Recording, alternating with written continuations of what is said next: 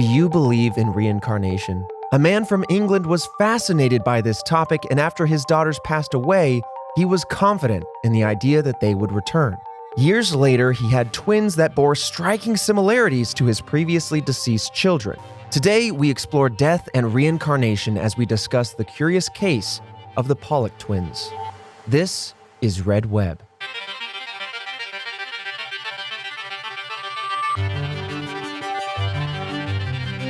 Welcome back, Task Force, to Red Web, a show where we cover conspiracies, mysteries, true crime, supernatural, and everything in between. I'm your host, Trevor Collins, and with me, with his gut instinct reacting to this for the first time as he hears this, Alfredo Diaz. Hello. I'll let you in on a little secret. Bring me in. Every once in a while, I think about reincarnation and karma and all that kind of stuff. Yeah. And actually, now that I really think about it, I think it's kind of a fear.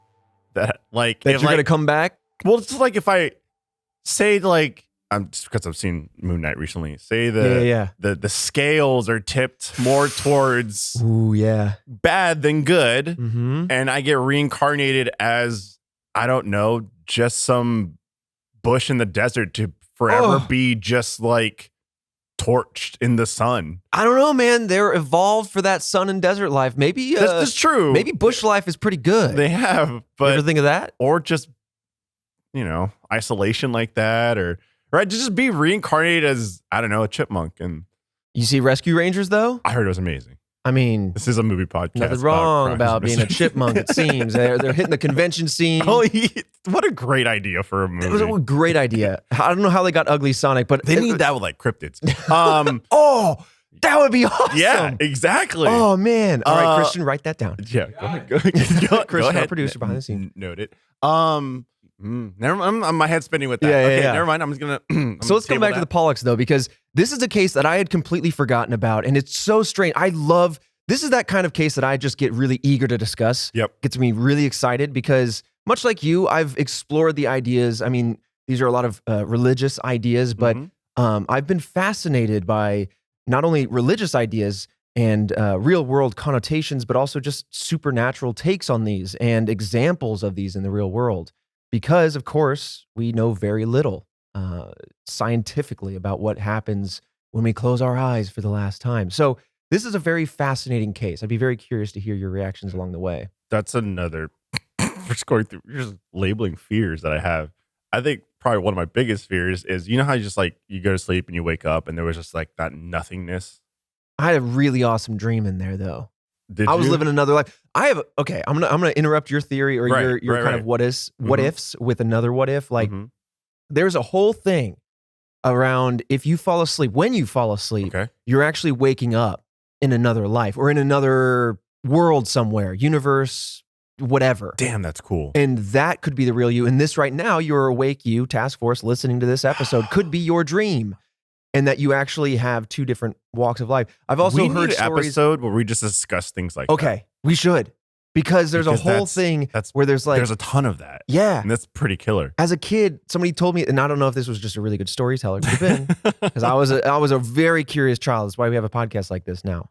But as a kid, somebody told me a story about when you go to sleep, there are dream walkers, that there are factions within your dreams that are actually waging a war, as it were. What? Yeah. So anyway, I didn't. Tell me about yours. What's your fear?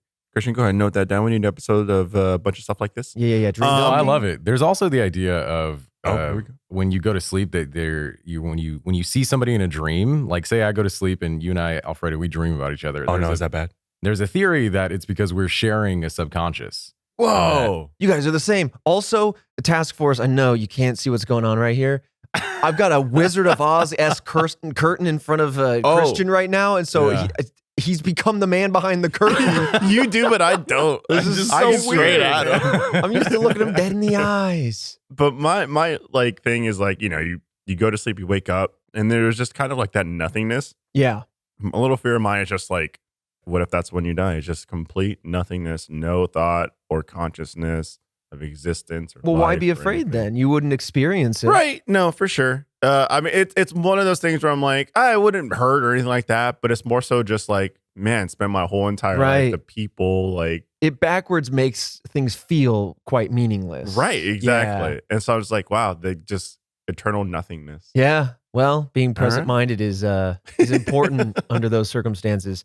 But let's talk about the Pollock family and kind of their experience. So we'll go through the family history to give you just some context for these young kids and then the stories that kind of unfolded later on. So we have Joanna Pollock, who was born in 1946 to parents John and Florence Pollock, and they were all residents of England. She was their third child, but their first daughter. Then in 1951, just about 5 or so years later, came along their second daughter, Jacqueline, with a distinct birthmark on the left side of her waist. I'm going to give you some details along the way. They're not going to make a lot of sense just yet. But don't worry, Chekhov's gun is going to fire. My mind is fractured right now because Joanna, John, Jacqueline, my 2 siblings, and my spouse. Buckle up. It's only going to get worse. Just start labeling, just start saying the names of people in my life. Well, they're the names of people in your life, but they're all like J names. Like they start with the J sound. Holy hell. So it's going to get a little bit more confusing with some more J sounds here in a bit. But you'll have to tell me if any more of these names ring a bell, because that's kind of creepy. So Jacqueline, who was born 5 years later, had a distinct birthmark on the side of her waist. John and Florence ran a grocery store and dairy delivery business, which kept them both very busy. Therefore, the girls spent a lot of time with their grandmother growing up.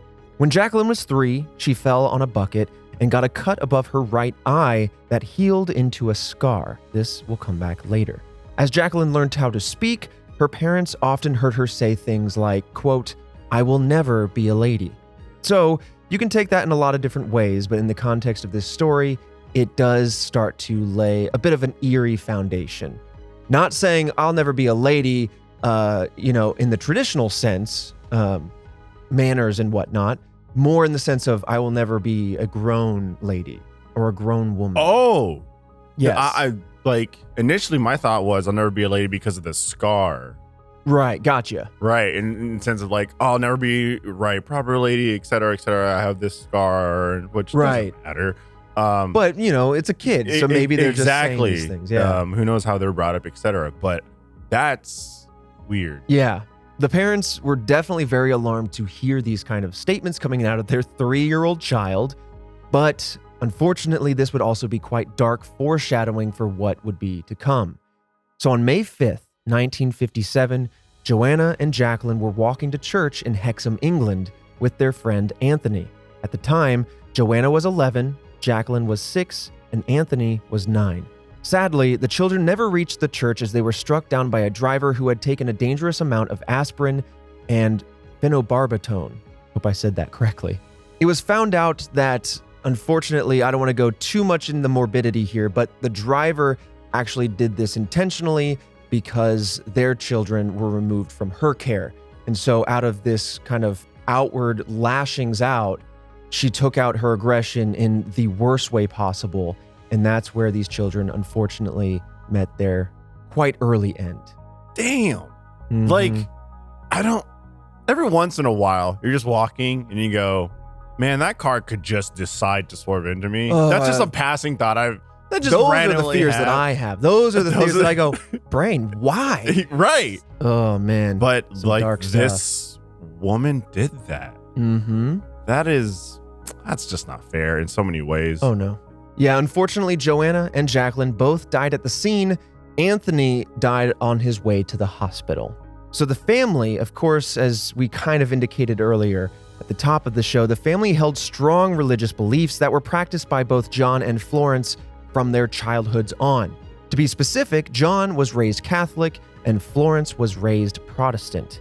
When John was 9, he actually read a book about reincarnation, which stoked the curiosity in the subject. And it left this thought lingering in his mind for years about whether it was actually possible. I sympathize completely with this because as a kid, these are all curiosities I feel like we just naturally have. Yeah. And the open-endedness, the attempt of solving it with answers, I think all stick in our minds because we all, I think, naturally want to seek answers. I think there's not one person, especially the task force, that hasn't just sat there and thought about it on like a couple layers, right? Of like, oh, what if reincarnation was a thing? What would that be? What would that look like? What would I want to be if I was reincarnated? Oh yeah. That's the terrifying thing too, is like, to your point, I remember thinking back and being like, do I want to end up becoming an animal, which could be in the grand scheme of things considered a lower life form, or do I want to be another person and deal with all the stresses of life, jobs, careers, make me the animal, money, make me the animal, responsibility. I gotta go through school again. Chipmunk sounds pretty good, right? I get a couple nuts, and that's my life.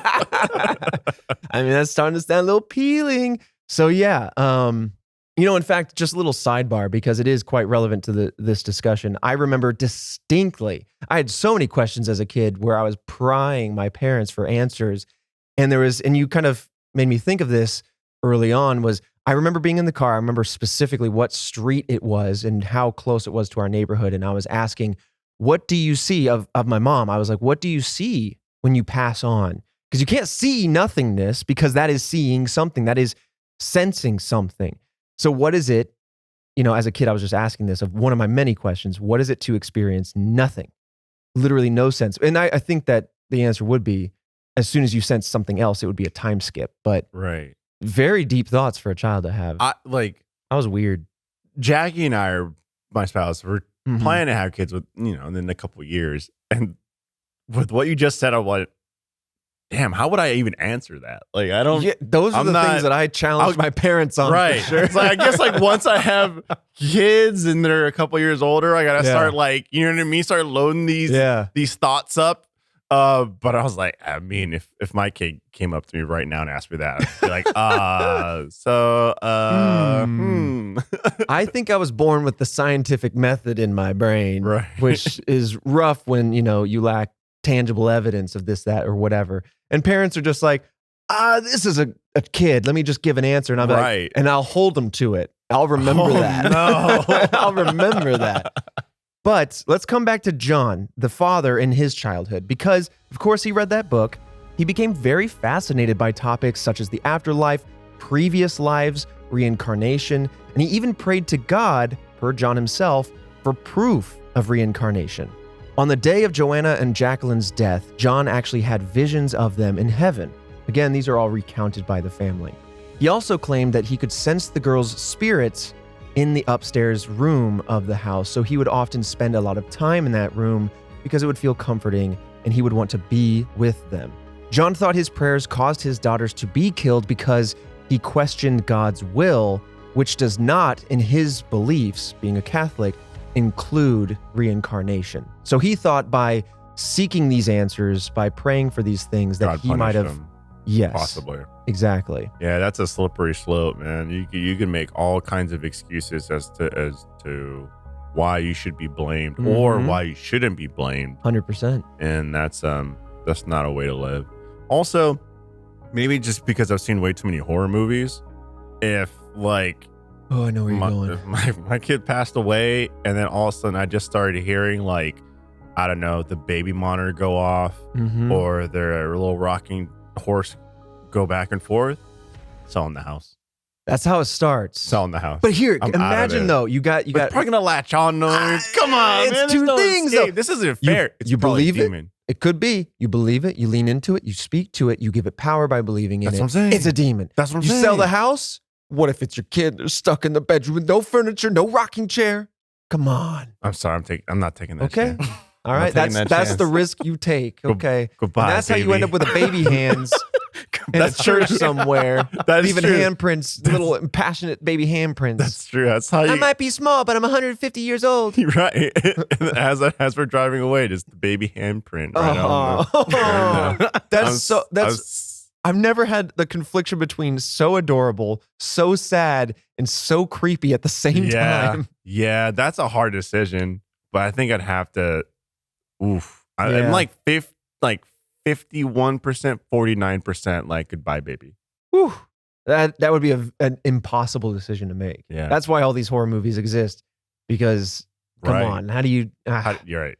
So coming back to John for a second, and this particular situation, he tried to comfort his wife with the idea that they would be back, But Florence strongly disapproved of the belief in reincarnation, once again due to faith, being a Protestant.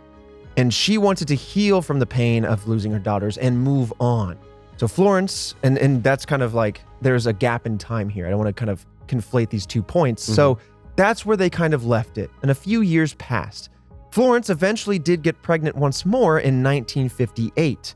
And despite doctors telling them that they would only have one baby, John insisted that Florence would in fact have twins, twin girls, and they would be the reincarnates of both Joanna and Jacqueline. Fast forward to October 4th, 1958, where they had 2 twin girls who were born into their family, Jillian and Jennifer. Something ain't right there. Something ain't right there. Yeah? You taking it at face value, or are you questioning maybe the storytelling here?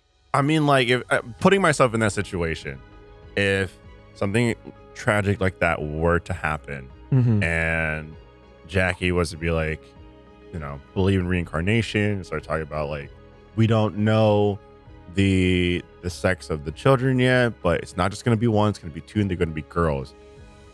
No, man, I don't know. Like, I don't like the way that lines up. Especially when it comes from the father. There's something about being a mom that I could be like, maybe there's something we don't understand, like that deeper connection, because it's biological and you're connected. Yep.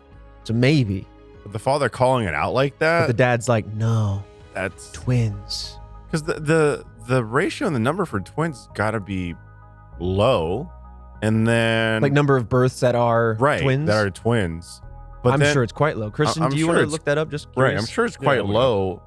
Yeah, I don't know. I don't know what that percentage would be. So like being able to call that out, not quite sure. I mean, my mom was a non-identical twin, and so like that's, as far as my family tells me, skips generations. So there's a good chance that my sister would have twins. But yeah, I think that number would be really low. To call it out is like, ooh. Yeah, I had the same thing with someone who I was once seeing a long time ago, where she had a pattern of twins in her family as well that also skipped generations, which is wild. Yeah, that's so. And so I had to think about it. And I mean, I was just a young boy, essentially. But I was like, man, would I be ready for twins? And there I was, 19 years old. Right. Thinking about that at all. I mean, it's a passing thought, right? I just wasn't ready for any of it. Yeah. But yeah. Jackie, she's like, I hope it's twins. She's like, I just want to, because we both want 2 kids. Yeah, and yeah. So it's like, I just one and done kind of thing. One and done. Yeah. I don't want, man, there would be no downtime for either of us, but I'm down. It's definitely tougher to have 2 babies right. at the same time, but there's also a lot of upside too, socially and relationship wise. But yeah, while the twins were already a shock, as I've kind of outlined, things only get weirder because they started to begin noticing very, very specific yet odd similarities between these 2 twin daughters and their previous older children. Yeah. And then just jumping in on the twin rarity, it's estimated that 1 in 250 natural pregnancies will naturally result in twins. That's what this one site says. Quarter of a percent? Something like that? Yeah, but then another one says it's about 3% of babies in the U.S. are born as twins. Still quite low. Yeah, so it's still very low. Both different figures depending on where you look. Yeah, interesting. But yeah, so a lot of different but interesting similarities between these daughters. Now, before I move on, I want to clarify not only for you, Fredo, the task force, but also myself, there's a lot of J names here. Yes, there is. So we have the new twins who are Jillian and Jennifer, and then you have the previous daughters who passed away, yes, Joanna and Jacqueline. Now, to kind of jump the gun, but so you can kind of start to get a mental map of what's going on. Joanna is said to have been reincarnated as Jillian, and Jacqueline is said to have been reincarnated as Jennifer. You can kind of go off the name length to help you have that little memory so that way you avoid confusion moving forward. So with that said, let's talk about some of the similarities that really started to give John, the father, the idea that reincarnation was at play here. So Jennifer had a birthmark on her waist that matched very, very closely to the birthmark that Jacqueline had.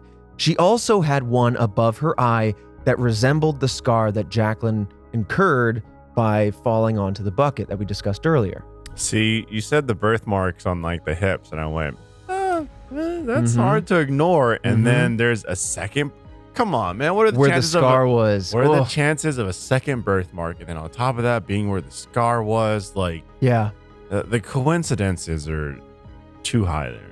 This triggers a nostalgic memory for me. I remember being in 3rd grade and discovering what birthmarks were, and in kind of discussing that as a class, it was some free time, so we were all just discussing as a big old group of kids who had birthmarks and where, and the idea was floated by someone that those were actually scars from a previous life, that whatever that marked the wound that you had that created your death in a previous life.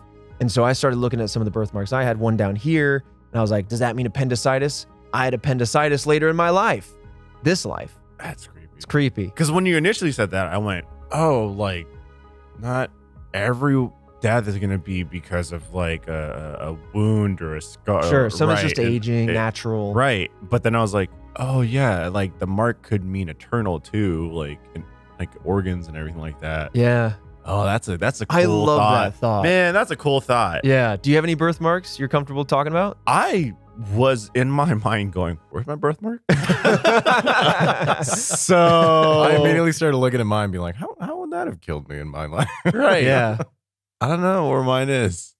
Task Force, if you got a unique birthmark, I'd love to hear from you if you have an interesting story that comes to mind with yours. Birthmark and location. Yeah. And I would just look at that on like, I don't know, Twitter, Instagram, wherever you reach out to us. At Red Pod. And I'll be honest, I would look at that list and go, how would that have affected the previous life? Yeah. Or maybe, I got one right down here near the appendix where that's supposed to be anyway. And maybe I got blasted by a cannonball because I was a dope pirate. Your face is saying belief. Your face is saying, yeah, that definitely happened. Yeah, my face is like, I believe in that. Yeah, yes, it did. Sure. Yeah, no. So coming back again to the reincarnation story, obviously the family, regardless of the reincarnation, is feeling that this location of Hexham, England, is not where they want to raise their daughters. They feel like there's just too much trauma in their minds, and so they decide to move. When the daughters are only, and this is worth noting, only a few months old, and they relocated to Whitley Bay. Parents gave some alleged but very odd recounts of the girls' childhood behavior that only seems to continue the trend of the birthmarks. When the twins were around 3 years old, their parents gave them some of Joanna and Jacqueline's old toys. The girls quickly identified which toys had been gifts from Santa and latched onto separate toys without any argument. That can be typical of kids, but it can also be the antithesis of typical, right? Where kids are just like, no, I want that one. No, I want that one, right? But very quickly, they both figured out who was getting what out of that grouping of toys. Oddly enough, Jillian gravitated towards the toys that belonged to Joanna and Jennifer to Jacqueline's. So this continues the trend here. In fact, when their dad gave them some old dolls, the twins named them Mary and Susan. Well, these were the same names that had been given to these dolls by their older, previously, now deceased daughters or sisters, rather. So in my mind, with the toys being divvied up and everything like that, I mean, this just... You're like, yeah, sure. Yeah, sure. Same names. They named them? They named the dolls the same things that their older sisters had named them. Bro, get a priest in there. Get like, not a bad idea. Like, hold on. What do you exercise your daughter from your daughter? I'm just saying, like, start salting stuff. I don't know what the proper thing is. Start salting things. Start going through the different crosses and little trinkets. Again, comes back to that scene from The Mummy, right? Right. Where he's shuffling through a bunch of look, man, symbols. I'm dunking these kids in holy water. Like, I just I gotta know. I love that you hit the pantheon of religion. You hit at least 3 different rituals from 3 different sects of belief, and I love that. See what sticks. Yeah, I mean, these are uncharted waters here. So yeah, I mean, look, I said it before previously in this episode, and I'll say it again. Putting myself in that situation, I'll be honest, those are my kids. I'd be terrified. I'd be terrified. You're naming like these dolls, your toys, the same name as like your previous siblings. pretty specific. I mean, what are the odds, right? The common names. Obviously, this is all just like stories and a tale that's been passed down. Who knows, what really happened in that room and how it really played out, etc. But, diving into it and just trusting and believing in the story. No. Like what are the chances? How do you even, there's just no way in hell. That's only just scratching the surface too. That's kind of messed up. Things start to take an even more strange turn. So those are just coincidences. Now things start to get a little darker. So Florence claims, this is the mom now, and the mom, as I mentioned, does not believe in reincarnation, is not interested in this idea, but Florence is the one claiming that the girls would talk about Joanna and Jacqueline's accident and say things like, quote, blood's coming out of your eyes. That's where the car hit you, end quote. In fact, it is said that they made some sort of game out of this where one of the sisters would lay down with their head in the lap of the other sister and they would say these things. Where they got these ideas, it's hard to say. That's like to the point where it's like, this feels like a movie, right? It does. Like this really feels like a Conjuring case. This is like, exactly. Yeah. It's a Conjuring case. The parents also claimed that they would overhear conversations between the girls about the incident. All right. They would say things like, quote, I don't want it to happen to me again. It was horrible. My hands were full of blood, as were my nose and mouth. I couldn't breathe, Jennifer told her sister. Don't remind me, Jillian replied. You looked like a monster. Something red came out of your head. So, yeah, things start to get very eerie. And this is where I want to kind of tip my hand on some of the theories, because this is where my pragmatic mind goes. Like, there are brothers in this family. There are the parents that had lived through this. And so who's to say kids being a sponge didn't absorb some conversations that they overheard? Or are these stories kind of being exaggerated? I don't know. Right. And I mean, I've noticed that just with like friends and their children, that like siblings end up becoming sponges. Mm-hmm. They absorb everything. Or just talking to like, young, newer parents where they're just like, I had a friend and I was just like, oh yeah, I said I smacked a fly and cursed at it. And then my kid started saying that. And so they're trying to figure out a tactic so their kid won't continue to say it. Oh yeah. And so I was like, yeah, no, they're definitely sponges. It just seems so wild in this direction. Oh yeah. It's not subtle at all whatsoever. It's very on the nose. It's very on the nose. It's very like, this is happening, like to a T. It's also not the only memory that they recount.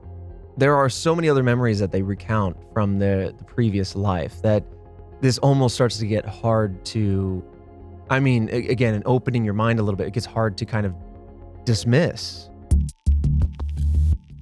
Hey everybody, Trevor here as always with some housekeeping notes about Red Web. I'll keep it brief. If you want to support the show, store.roosterteeth.com. We always got some Red Web merch up there available for you. We've got some hoodies, some t-shirts, some coffee mugs, all those good things. And very, very soon, coming on the 9th of June, we have a backpack, a very modern, kind of sleek looking, very aesthetically pleasing backpack as well. Drum roll, please. Baby hands. We got the baby hands plush coming out. So support the show by getting some of those things.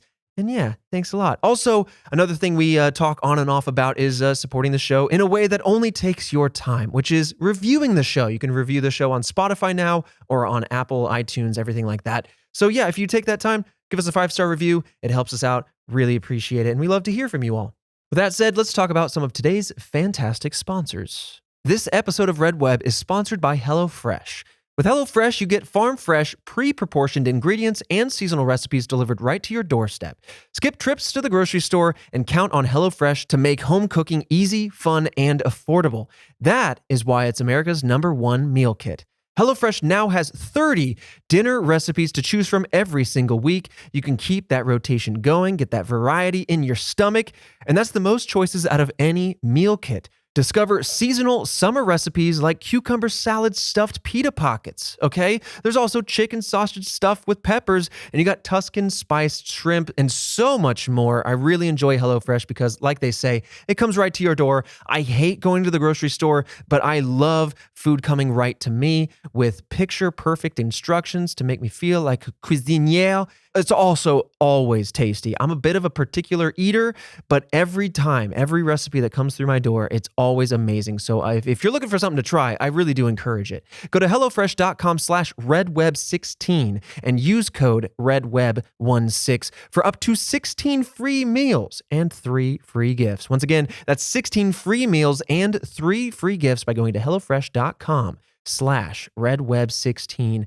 with code RedWeb16. HelloFresh, America's #1 meal kit. This episode of Red Web is also sponsored by BetterHelp. Life can be overwhelming and many people are burned out without even knowing it. Symptoms can include lack of motivation, feeling helpless or trapped, sometimes detachment, fatigue, and many, many other symptoms. We associate burnout with work, but that's not the only cause. Any of the many roles in our life can lead us to feel burned out. BetterHelp Online Therapy wants to remind you to prioritize yourself. Talking with someone can help you figure out what's causing stress to your life.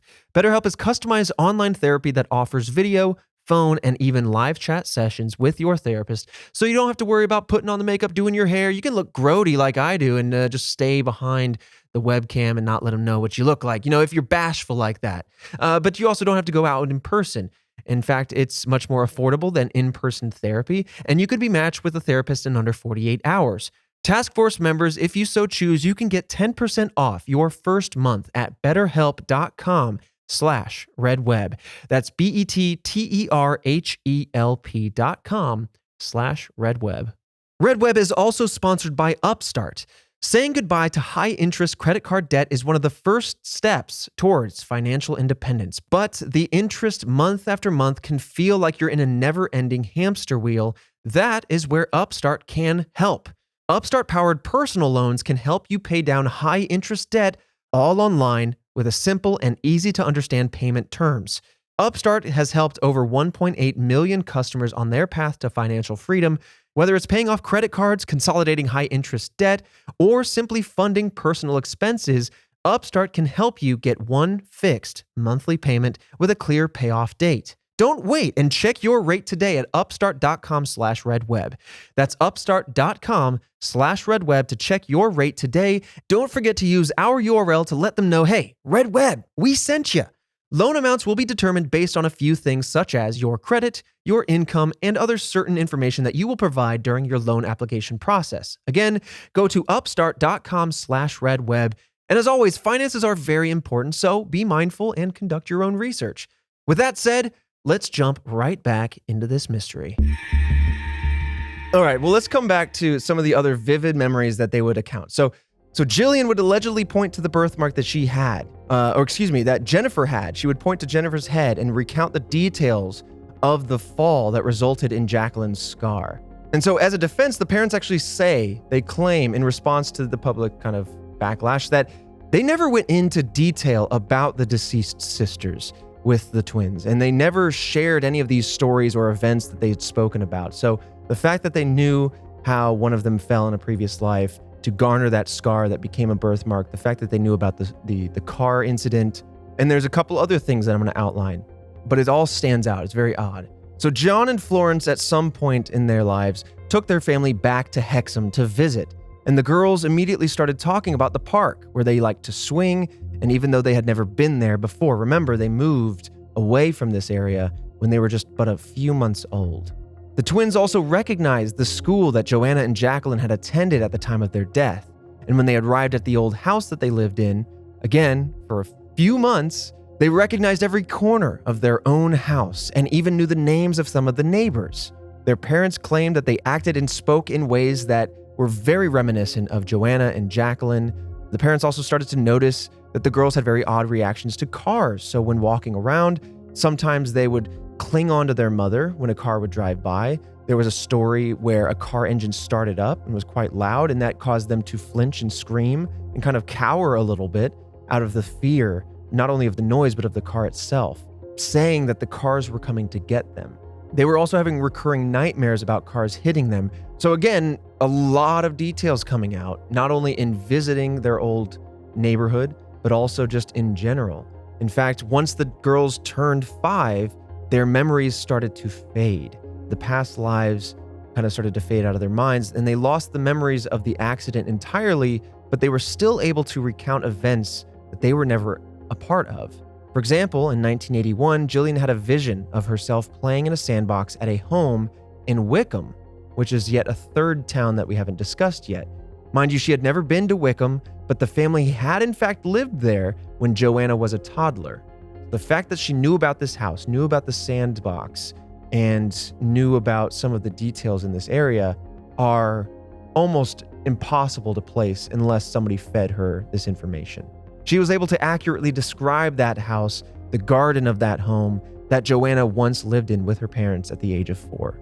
So that's a very light touch of the more common stories that are shared. Of course, there are some more nuanced details that continue to build out this story.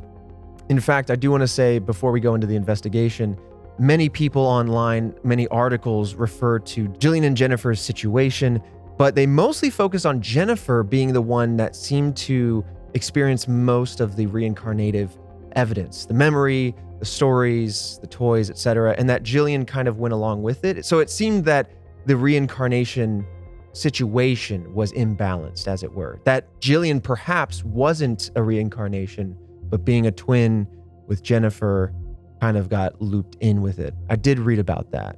That's interesting in the sense because that plays more towards just the things that we kind of know about twins, right?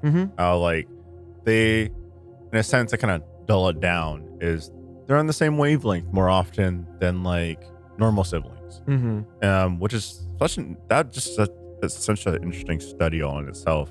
But it was a very like interesting thing that you said was like the memory started to fade. Yes. And that is, and like, correct me with the info here, but was that because like she was starting to reach the age of what would be the previous life? Ooh, that's very interesting. Right? There really isn't an explanation, but I do notice in a lot of reincarnation-based stories, in fact, I feel like we could do a whole episode just recounting tales like this. Some don't have as much detail as this one. Right. But for example, there was one of a boy who was born and he was able to recognize pilots from the military decades prior, that he would explain a story about how he crashed, et cetera, et cetera. And then his memories also faded as he grew older. Yeah. So on one hand, that can draw into question the authenticity. Does that mean that they're just being very creative, sponges that are now kind of reflecting information that they once heard? Or is there something there that reincarnation does have some truth to it, but different people lose those memories at different times? Yeah. Some right at birth, some a year later, some 10 years later. Exactly. It's very interesting to me. I love thinking about that. Right. Yeah. Maybe it's a gradual progression, right? That scale kind of ebbs and flows back and forth, where it could be instant, or you do have these memories, but you're too young to really like display that and portray like the things you want to say and speak on. And maybe like these were just kids that were able to do so because they're on the other side of that spectrum where it didn't fade as quickly. Yeah. But yeah, I like the fact of like, in my mind, possibly they're getting closer to the age of the, previous life. So Jennifer was getting closer to the age of Jacqueline. That's such an interesting and that's point. how it started to fade. Yeah.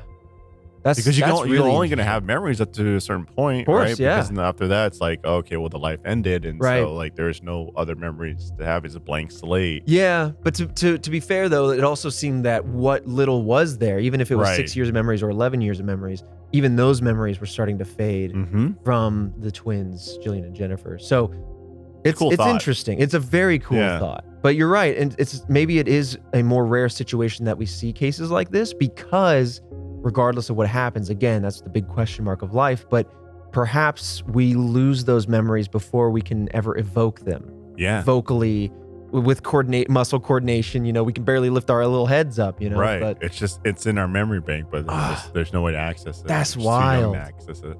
Wow. Okay. Sorry, you got me thinking. I love that thought. No, that's so like, interesting. This is such a good, like, this episode is just a good catalyst to start spitting off on just like random thoughts and theories that I'm sure a ton of the task force members like have thought about in some point in their life. And so it's pretty cool. Yeah.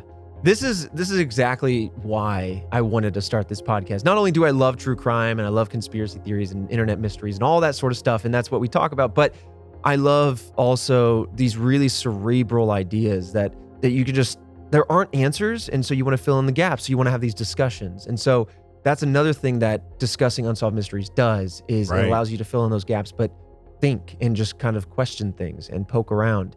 And this one being a little bit more kind of ethereal just means that there's more to kind of ask around and poke around about. But let's talk about a very brief investigation that went down. You talked about getting a priest in there, and they went in a similar direction, but they didn't grab him off the street. They hired hey, you come over here, a paranormal psychologist, Dr. Ian Stevenson of the University of Virginia. He studied the Pollock sisters. So I said that they hired him.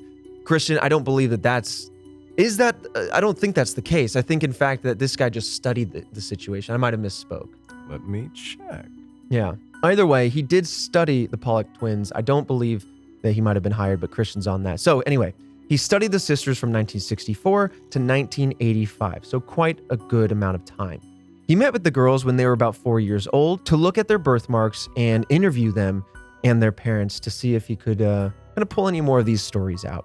He studied their behavior, and he realized that they had taken on the personalities of the deceased sisters. So Jennifer was codependent upon her sister, Jillian, in the same way that Jacqueline was kind of codependent on Joanna. So that's very interesting. That was a piece that didn't really come out in the previous section, but he met with the family twice more, I should say, in 1967 and 1978.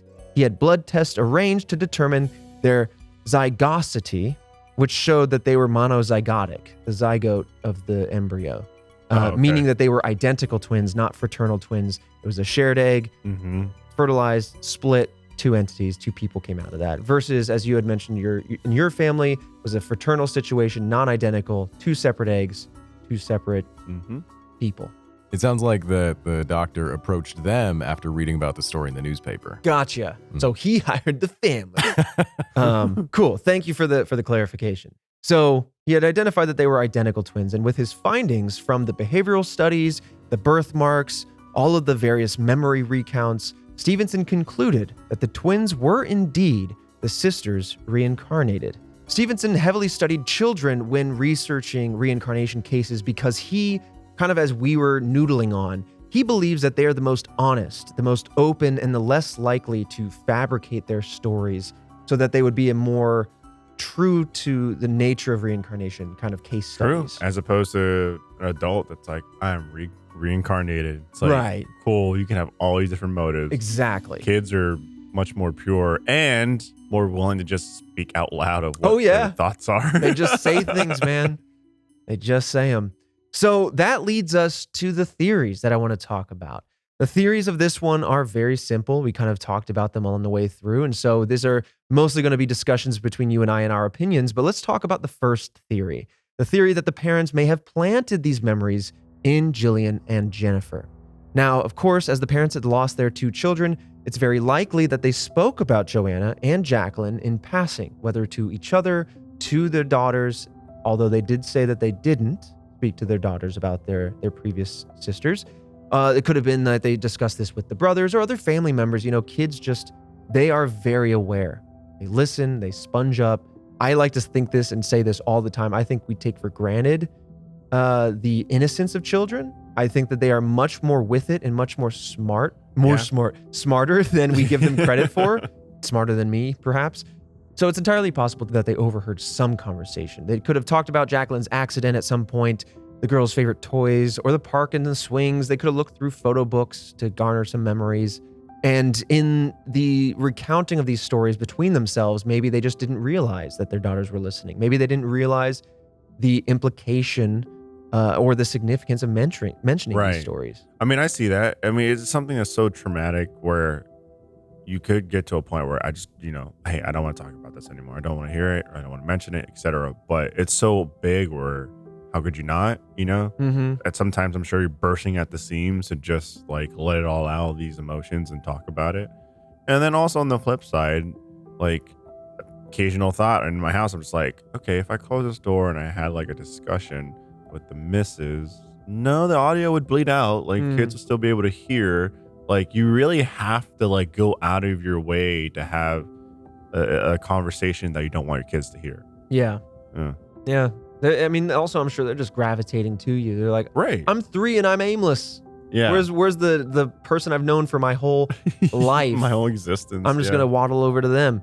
Another thing comes in with British historian Ian Wilson. And I do want to kind of, as much as my mind wants to be open to these thoughts, this is something to deeply consider. So when he noted, that Stevenson's evidence was relatively weak, in fact, quite weak, as the only witnesses to the girl's behavior were their parents, one of whom was a firm believer in reincarnation and cannot be considered as unbiased.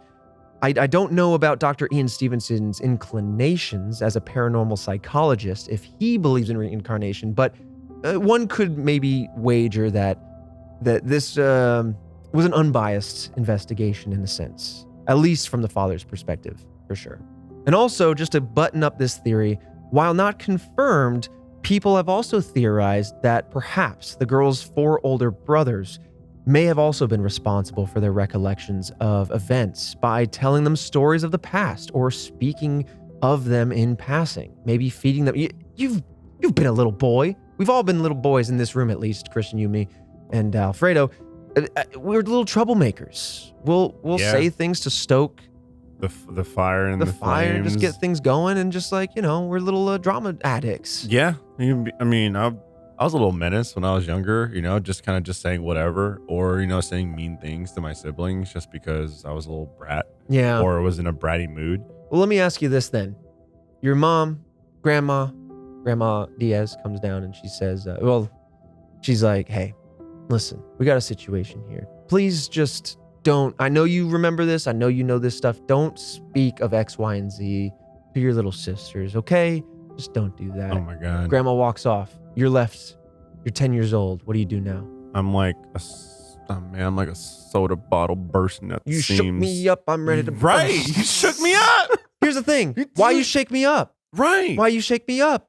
It's the same thing with like... Don't tell me not to do it. It's the same thing with like spoilers for shows and stuff. Uh-huh. Where people will like... Or like Jackie and I, like, we stream and then Jackie would be like, Survivor's out tonight. No one tell me about spoilers. I'm like, now someone's going to talk about spoilers. Right. Now I'm primed to talk about Survivor. Exactly. Good episode, by the way. Is it? Ooh, I watched half of it. Juicy. It's juicy. We're big.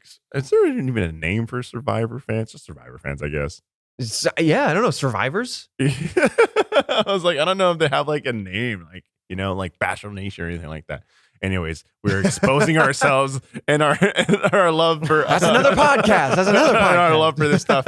But like, yeah, you shook me up. Like I'm at some point going to slip up, especially like the younger I am, the higher that percentage goes up for me to just slip up and start opening my big mouth. I just see the smirk forming on a young, boy's face, just a little smirk and just going, what would happen though? Exactly. Don't eat that marshmallow. I'll be right back. Yeah, but what would happen though? Right. I wasn't hungry. Now I'm kind of... I'm a little thinking about it, right? Like, I'm a little... It could be fun to climb up on the counter, a little adventure, right? Maybe. I want to do an extreme version of this where I go, all right, don't climb up that ladder, get up on the roof and do a little baby elbow drop down into the pool on your siblings. And then see... Oh my God. I mean, okay, I wouldn't actually do that. Right. We're talking hypotheticals here. But, or even if... not kids jumping off roofs into the pool. Or even incredibly dangerous. Or even if we just... Earmuffs, kids, earmuffs. Or even if we just had like proper safety. Me. And we just, you did some kind of like Harvard experiment where proper safety precautions were taken. And it's like, what percentage of those kids would go, oh, I'm going to do it. Right. If ethics didn't matter in the world, what would happen? Right. Yeah. I mean, I speak from my experience because that's the kind of stuff I would do. My cousin would come through. He'd tell me some spooky story. I'd believe it. It'd get me all feared up. But then he would be like, Oh, but no, seriously, like, don't climb that tree. I know this creek is big. We'll have to figure out a way over there. Because we like to play in the woods near my house. And I'd be like, and he's like, there's a tree leaning over it, but we shouldn't climb it. I'm like, I'm going to climb it. So I climbed it. The branch broke. I fell stomach first into the water, which was shallow. And then he goes fishing around where I landed. There was a saw blade underneath where I laid. So that's the kind of stuff I got up into. You tell me not to do it. I just did it. So like that's where my example of jumping in the pool from the roof. I might have done that. I wouldn't tell my parents. They're definitely listening. But earmuffs, parents, earmuffs. We'll cut it out.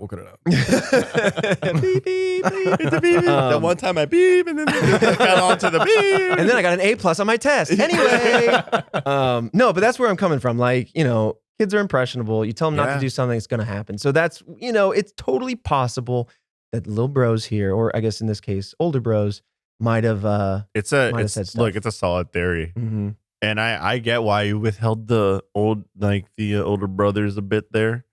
Because I was like, yeah, otherwise my mind would be like, oh no, it's just siblings messing with siblings. Mm-hmm. Or, the typical, like, it's the parents, right? Mm-hmm. They're forcing their kids to say these things and do these things. But that's where my mind is probably going to settle, is the fact that, like, they were just talking about it. It's the most probable. Yeah. All things considered, we talk about that tangible evidence. Right. That seems to be, as like a skeptic that's looking for that like ledge to grapple onto. Mm-hmm. That's my ledge. Yeah.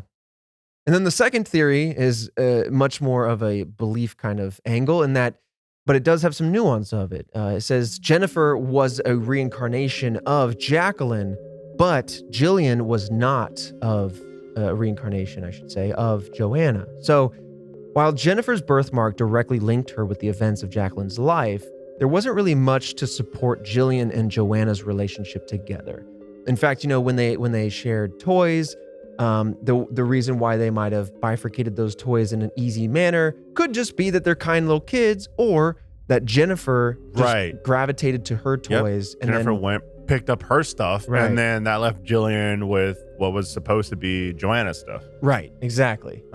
Jennifer may have, in fact, passed along memories of her past life as Jacqueline over to Jillian by telling her stories of how they played together. In fact, coming back to that game that they would play, where one would lay down on the other person's lap and they would talk about some pretty sinister stuff. Right.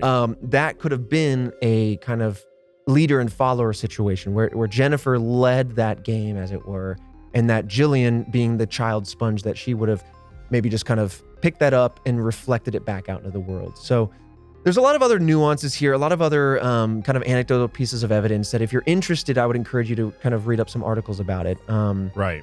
But, in fact, I do have an article here, and I kind of want to just vamp as we scrub through, because I do believe, this is off the top of my head, so this part may not be fact, but I do want to say, like, the reason why the grandmother was brought up as the person being, like, raising them, maybe I'm mixing up a different reincarnation story, was that eventually the grandmother passed away, and that the kids maintained memories of the grandmother that they wouldn't have had. Because the twins, for example, in this case, wouldn't have met her, but Joanna and Jacqueline would have been raised by her, essentially. Again, that might be a different case, because now I'm in the spitball territory, but I do remember that being part of someone's reincarnation stories. Right. It is this story. It is this story. Cool. I'm glad I mentioned it then. Yeah. So Joanna and Jacqueline, like you said, they were raised mostly by their grandmother because their parents were busy with work. There's a story that Jennifer and Jillian, they looked most to their grandmother for like love and guidance, even though at this point in time, their mother was no longer consumed with work. So she was present at like ready to raise them, but they still gravitated toward their grandmother. Got it. So the idea is that because their reincarnate or their past selves were raised by their grandmother, now they're gravitating as well. Makes sense. And the last kind of thing I want to spitball that comes to mind that supports what we're talking about with Jennifer being reincarnated, but Jillian maybe not so much, was something as nuanced as holding a pen or a pencil. So when Joanna and Jacqueline were going through life, Jacqueline tended to hold the pencil in an upright fist-like manner. I'm emulating that to Fredo now. And Joanna was, I'm not sure if we have information on that, but it doesn't super matter. Now, that was something that Jacqueline had kind of an issue with. As she grew up, she kind of maintained that bad penmanship, that posture, I should say. And then, they passed away. Jennifer and Jillian come along. And when they started writing, Jillian went straight to holding the pencil properly, or at least like most kids would. But Jennifer, being supposedly Jacqueline's reincarnation, instantly gravitated to holding the pencil in an upright fist position and kind of had a similar struggle with that. So that was another kind of piece of evidence that was used to support the idea that maybe Jennifer was reincarnated, but Jillian wasn't. So, yeah. Question for both of you. Do you see this as a blessing or a curse if this happened to you? Ooh, that's difficult. I feel like it would depend on what you're reincarnated as. No. If so you were the parents in the situation. So this specific example, in this specific situation, you were you're the parent. I would say, to be really annoying and difficult, I would say it's hard to know without knowing what your 6 and 11-year-old daughters would have passed on to. Without knowing that, if that's better or worse than being reincarnated, getting a second chance at life and the miracle that is life and being self-aware, could be a blessing or it could just be neutral. I don't know. I would say it would be very interesting. I'm not sure if I would see it as a blessing or a curse personally. How do you feel, Christian? I feel like if I were in their shoes, to me, I feel like it would be more like a curse, especially from the mother's perspective, who did not believe in reincarnation and, has had years to grieve and mourn the loss of her daughters, but now they are quote unquote back. Yeah, so be now pulled you're back into it. Exactly. You're having to relive. That's all a of very that good emotion. point. The conflict of reacting and experiencing that again and having it be right in front of your face is like a permanent memory of that when you might have wanted to otherwise move on. But then you got the father's perspective, right? Who is probably seeing this as a huge blessing and to see his daughters once again. The dynamic there between the parents alone could be traumatic, right? Very. In the sense of the mom could have been just like, oh my goodness, I'm reliving this all over again. I'm starting to go through the steps of grieving, getting through it. And the father just like, it's them. It's really them. Like they're back. Like, Yeah. It sounds like someone somewhere in that quadrangle of relationships needs healing, Yeah. And or time, or at least, to silently accept their perspective of it, and respect the other's perspective of it. Because otherwise, you're right, it could lead to some otherwise like some scrambling, some mix up as far as the kids are concerned. But interesting. Trevor tinkered with the question as I thought he would, and then for me, I went with like, I'd see it as a curse, and then you saw it as a curse, but from a different perspective. Yeah. Well, Jillian and Jennifer are still alive and well to this day. I'm sure we will use a photo of them both in their youth, but also as adults. Wait, really? Yeah. This was only in the 60s, not too awful long ago. True. Yeah. Man, that's just cool to know. Yeah. It's just one of those things like, oh, yeah, this person that we're talking about is alive. Yeah. Not that they would listen to Red Web, but like, there's a chance they're just like, hey, yeah, I know, they're talking about me. Yeah. That's just a cool thought. And perhaps they don't remember anything. Perhaps it is to them just a distant memory in a story. But I'd be very curious. The perspective of like, hey, this is just what people say about you, and like growing up, I'm sure your parents said stuff, your brothers said stuff. Like, what do you remember? What like was it like, kind of being portrayed in that way? Yeah, in a sense. Yeah, it's all interesting stuff. Might be some pretty cool, unique pressures too of being a living embodiment of the idea of reincarnation, when there aren't many. Like, imagine growing up and like your essentially like your dad's just like, yeah, you are a reincarnation of your brother that passed away, and then just being seen through that lens, what could be your entire life. Whew. I feel like that really starts to grapple with the issue of identity. It's like, am I me? Oh yeah. Or am I this other person that I don't really remember being? Yeah. That's wild. The layers, man. Well, with that said, as always, there's not a whole lot of visuals to this one, but I did mention those photos. And so if you want to see those photos, we do have Red Web Pod and on Twitter. We also have the same handle on YouTube. And feel free to follow us on TikTok. It is at The Red Web, where we uncover smaller mysteries that wouldn't make a whole episode. Recently, I've been dissecting the Mayday mystery puzzle from this year. There's 12 pages of that beast, and so I kind of quickly go through some of that. But I think what I'll do is also kind of do some bite-sized reincarnation stories over there as well. So if this tickles your fancy, if you have any thoughts of your own, would love to see you all in the comments. But otherwise, yeah, that is it for Red Web today. Fredo, I'll see you right back here next Monday for another mystery. Later, Task Force.